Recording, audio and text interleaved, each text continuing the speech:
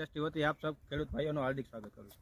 મિત્રો આજે આપણે આવ્યા છીએ રાજકોટ એરિયાના તમને દેખાઈ રહ્યો છે જે ભીંડાનો પાક છે, જેમાં આપણે વન ડે પ્લસનો ડેમો લીધેલો છે। તો આપણે એનું રિઝલ્ટ માટે આવેલા છીએ। ડેમો દીધો તો એનો આશરે અત્યારે 10 દિવસનો ટાઈમ થયો છે।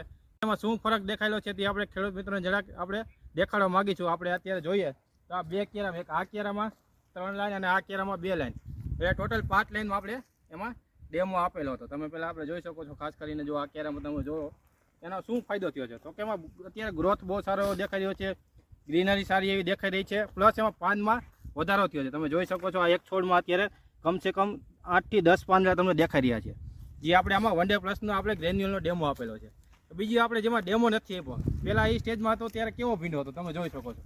અત્યારે આ કેરામાં આપણે ડેમો આપેલો નથી, તમે એમાં જોઈ શકો છો એનો ગ્રોથ કાંઈ નથી કોઈ પ્રકારનો, જે એમનામાં છે 3 થી 4 પાંદે એમનો છે।